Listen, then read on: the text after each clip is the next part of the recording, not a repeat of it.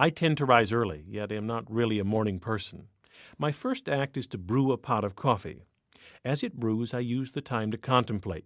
For years now, every morning, staring at my coffee pot, I've contemplated one thing. Why do I have a drip coffee maker when my parents had only a percolator, a vastly inferior way to make coffee? This started me on a quest for an answer. After much work, I now have the answer. Baseball. I will explain, but first a bit of history about coffee making.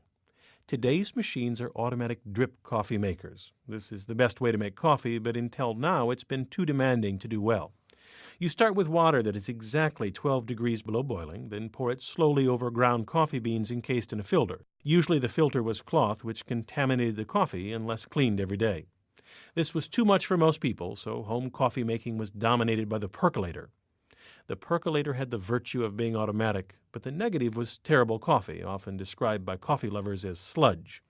We all love hearing the perk of a percolator, but it's actually a bad thing. The perk comes from the boiling water, which is too hot for making good coffee. Each time the water perks through the grounds, the coffee becomes more bitter. A taste so bitter that the percolator drove coffee sales to an all-time low by the mid-1960s. In that decade, the Bunn Company of Springfield, Illinois, perfected an automatic drip coffee maker for restaurants.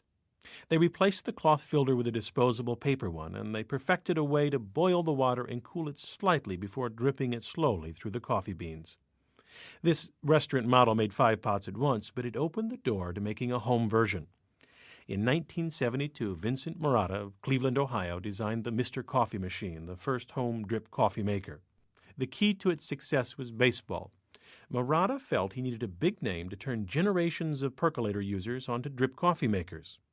Marotta, who'd played with the St. Louis Cardinals, turned to his hero, Joe DiMaggio, the pride of the Yankees. Now, at this time, DiMaggio wasn't just an ordinary sports figure. He was a legend with a bit of mystery due to his brief marriage with Marilyn Monroe. Marotta somehow got DiMaggio's unlisted phone number in San Francisco and called one Saturday morning. DiMaggio answered.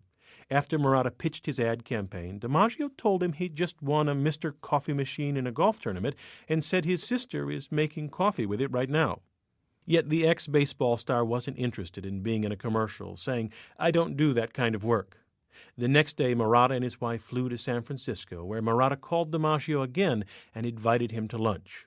DiMaggio agreed.